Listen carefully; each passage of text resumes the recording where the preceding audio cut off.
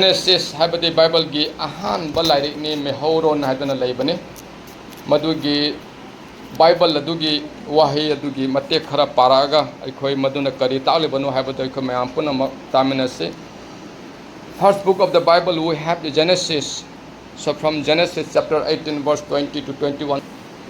Aduga Yehopa na haiki Sodom amasung Gomorrah ge kholaw sikalli amasung makhoi gi pap yamna chawi.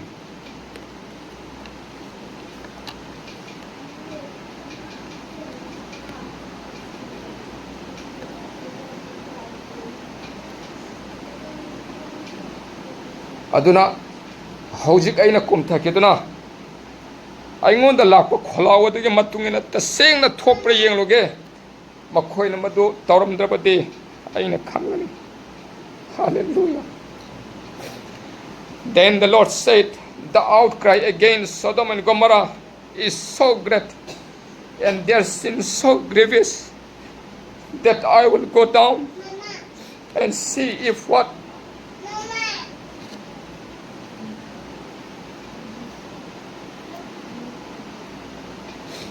they have done is as bad as the outcry that has reached me. If not, I will know. Patokraba Shastigi Wahi Tarba Koi quitting him upon the son in a board people ocean. Sodom Amasung Gomorrah Kolawa Sikali Amasung Makoy Pap Yafta Chawi Habani. I couldn't be Kang the Bani. I couldn't tell you about Papas, I couldn't Kanasu Kang the head and I couldn't lay Bani. I don't know why do the Karino Hibase. Sodom Amasung Gomorrah Papas Adukimatic Yame Makui Kolawas Adukimatic Kali in Habani. That means I couldn't jot Toriba Apapa Kudding say is Sogimanakte Yori Habasini. I couldn't jot Toriba Pataba Kudding Maxe. I in a Kang the Bedi Sogimanakte Yori Habani. Whatever we are doing, the great things, the good things reach to the Lord. The bad things also reach to the Lord Habasini. I couldn't jot Toriba Apapa Kudding is Sogimanakta Matom the Yori. I couldn't Toriba Apapa Kudding Matom the is for the Yoriban. But when his people doing the wrong things, God doesn't want to look at their children. Magi macha singsina phattaba toropa matamda isona kaitawng na madu yengdun laiba pamde. There is no any single parents here in this. Karigma mama pama phauler mai machana lana toropa de nungai na leithupa ngangmuda ba. Mataw adugum na aikogi Ishwar Jehovah aikogi Ishwar lining to Prabhu Jisu aduna machana lana toropa matamda mana thamoy aduki matik soe madu papa matamda aina aduki matik thamoy side chakpani karigi God loves us too much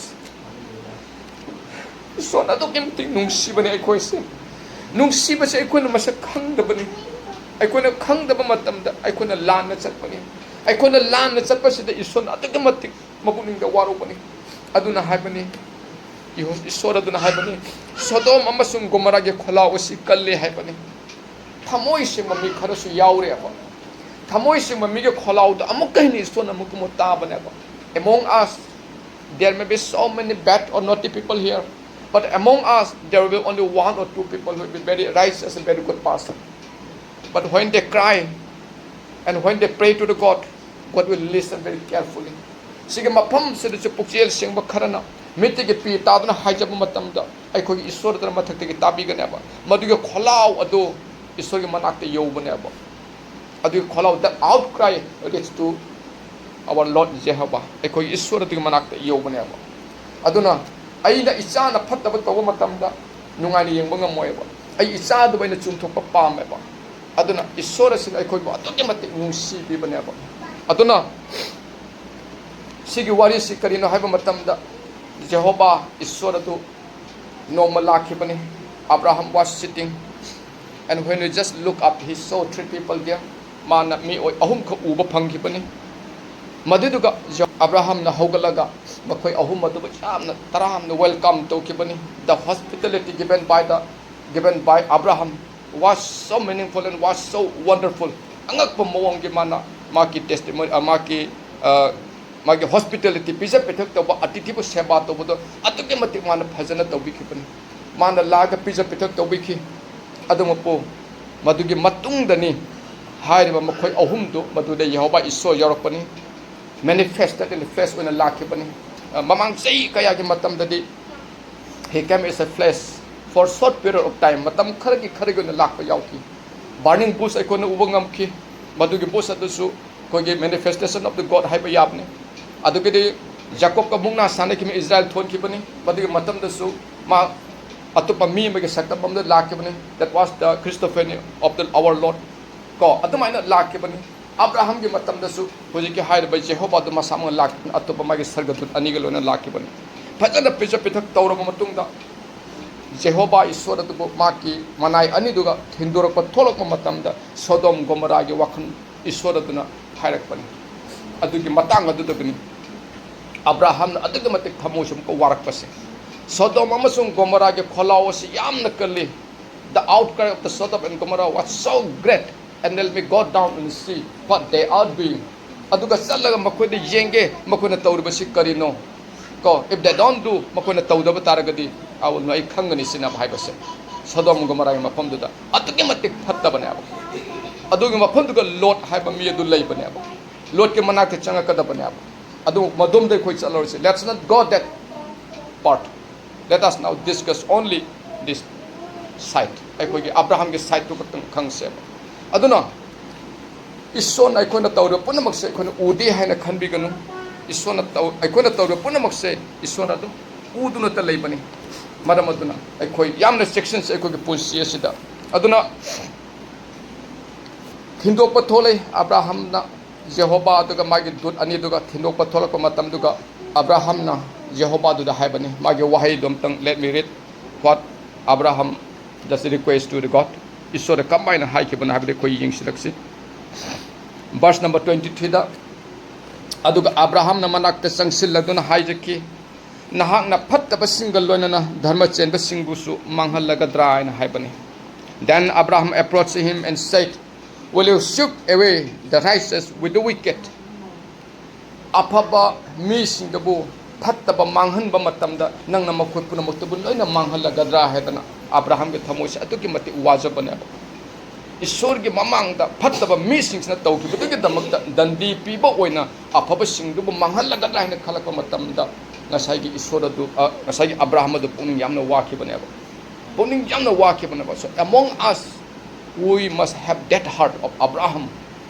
ke thamoi du ma ko chu thamoi de legedabna Maki family se mangki gatra hai base I have to think ko maki punsi se wa khitra hai base I have to think maki punsi se atu mate lekha ta ki gatra hai base aina khanba ngam godabna ba like that Abraham thought for the Sodom and Gomorrah that the righteous people dharma chenba mi kaya makh leire ba atu ma dharma chenba su yauna phattaba singduga Pataba singdugi dandi do piba matam da sa piba matam aphaba tu mangki gadra hena khanma matam da Abraham was so magi thamoi da te mati waja ki bane abo that must how do we have to have ai ko gi adu ge thamoi du ai ko da pan ga da bane abo magi family na awa bu urga aina karigi pen ga dor bano magi family na awa bu uba taragadi aina ma bu nung sipam thok bane abo magi family na adu ge mati phattaba to taragadi tausan nang phattaba na let him do the wicked things and haibu I will not say from our mouth I will go and I will check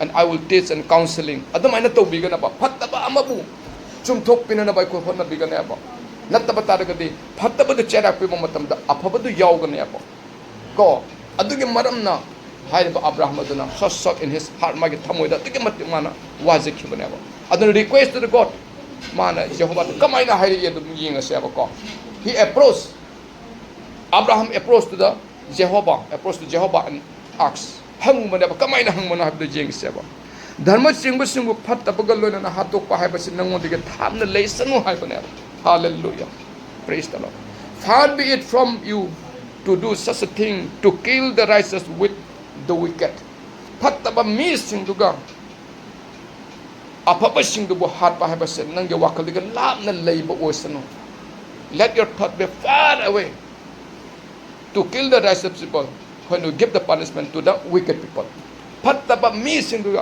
punishment piba matangda apapa su mangan ba haba se he ibungo Jehovah ibungo isola ning to nang wakal de mase lab na leiba osano na haiba na Abraham ge thamoy do khode lepam thok na ba Abraham na aduga matik Sodom and Gomorrah the Janam the Bataragasu, Sodom Gomorrah Manung the Leba Apabdu Mana Kang Mangameva.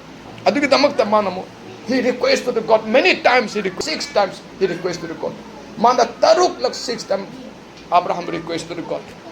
Iswa the mana Dumana Nijaki Banab. Kamana Nizaki, Habamatamda, I am Tangam Kaparaki. Karigama Sahara to the Dharmachan, me young Kay later, but the Mapamadu the labor, Dharmachan, me young Kay to Maramna, Mapamadu can be the Namang Lagadra and Hypaneva. Adu Abraham give wine. What if there are 50 righteous people in the city? Will you really sweep away and not spare the place for the sake of 50 righteous people in it and Hypaneva? Karigama Sahara to the Dharmachan, me young Kay later, but the Sahara to the labor Dharmachan, me young Kay to Maramna, Mapamadu can be the Namang Lagadra Hypaneva. That is the power of the righteous people. Me young Kai Madugi Mapamadada, Sour Sodom Gomaragi laid by me, Mayam the Matata, Suna take me young Kai Labamatam, the Ibon Hana Makoidubu, happy Gadrahang Beguan. Whether you will kill, if there is at least 50 righteous people in that place, Sodom and Gomorrah, Hypanaba. Madudika, that Jehovah knows the heart of Abraham. Madhuya Matamadada, Jehovah na Abraham ge heart to Kanyaba. Adu Amakasuman Harapanaba. Iswaradana. Karigma Sodamam Sum Gamarada. Haribamapum to the Sumnatic Mizan Kai Labataragati. Ainamadu Mahalo and Hypana. Praise the Lord. I will not give any punishment if there is at least 50 righteous people in the Sodom and Gomorrah. Adukimatik, God listened to the word of Abraham. Adugi Wahiyadu, Abraham Wahiyadu is Sunatabi come given. But it's still burning in the heart of the Abraham. Abraham get tamu the shock to not lay there. And again he requests, if it is less only 5, will you forgive others? Mga kakang tarak pataragati, hype the nipu mga kakang nipu mga kak, Dharmachan nipu mga lay pataragati, Namakupunga Piroid and Amakusana Panel. That was the second request to the Jehovah. And again, I do so high keep an ever. Nipumanga Lailapati, I know Makuedungak Pigani heaven. If at least there are 45 righteous people, I will spare those people, the wicked people heaven. Hataba missing this in Pigan heaven. That is the power of the righteous people. Aduna, Dharmachan Bagi Hijabas Atukimatik Mapangal heaven. And again, still burning the heart of Abraham. Abraham get tabo ito. How did you say about? Aduka amakasuman high banaba. If there is 40 people, the righteous people, Dharmachan nipu kaktang galay batar gatin am kasangak banaba. God knows the heart of Abraham, and again God agreed. Yes, I will forgive. If there is 40 people there in Sodom and Gomorrah, I will not give punishment. High bani amakasu. 42 kaso amakasu. Abraham na pen malayti amakasu. Karigiman mayam so amakasu who wanted to save another people. If there is at least 30 righteous people, kung trakak ng labor targadi nang namakubungak bigatan amakasu hang manapa. That time, the righteous people used to talk with the God face to face. Madiga matamadu dadi isordo miga heng na wari sana bang ngamlam meaba. Adon Abraham na amakasu pani 30 people like targati, and also again God agree amakasu ison amakasu jabi banyaba. They still burning in the heart of Abraham. Again he requested, if there is at least 20 people, mi kun kaktang Dharmachan na mi kun kaktang like targati na namakwa mayam subo ngakpi gatan hangak banyaba. Adusu hay banyaba ison ngakpi ganin hay banyaba. Aroy bata amakasu hay banyaba. Tara kaktang like gadin hay banyaba. How the heart of Abraham's walk in his inner heart. Magi thamoy to magi manung da kamay to na thabok suba ga hapato. Mi ama khakpu, mi ani khakpu, mi ahum khakpu. Khoi na khan badu ai khoi na sudumai na khan da. My family sid mi ahum chitang kan bi ba phanghora ga di. My family sid mi ani khatang kan bi pho. My family mi ama khatang kan bi pho ai khoi dumai na khan badu mai na ai khoi su khan ba ngam ga da bana. Aduna Sodom Gomorrah da leba family singu ge mi tara khatang amuk amuk he request for the last time, at least if there is any 10 racist people, God, Lord Jehovah will forgive hang mana. Adukani mang harapani. Ay nakubu ngakpe kani tara khatang liba taraga de haban. But there is no even 10 people there in Sodom and Gomorrah. Adun po Sodom amsung Gomorrah ta mi tara phaw leiba ngam khedaba. Adun Iswar ge mathakti asaw bala ko matamda mai mayam na taratana Sodom Gomorrah mang kheba. Madugi wari du ko ni wari. Adun aina matang sida ina pusaning madi karigno hago matamda. Ai koina pu tawriba thabak mayam singse Iswar ge manakte yauri habdu point amani. Aduga dharma chebege hajaba singdo atuke matik mapangal le habdo maduna point amani. Abraham ke thamoi de cheleba thamoi de ai khoi khudimak leiba mathau tai habdo ahum suba point. Aduge point ahum mayam da ina pinning manaba. That 3 point I would like to just share. Go aduge share to boda ina pam manaba. Aduna ai khoi punamangna ngasi ki fajaraba Iswar ge wahi ase ai khoi thamoi manungda lotuna thamdabida thamoi manungdagi phongdokpa matamda sinna khonjel thongna haidokpa ngamba oisana khoi khuding maksina khoi khuding maksina isana bo piba bo isanu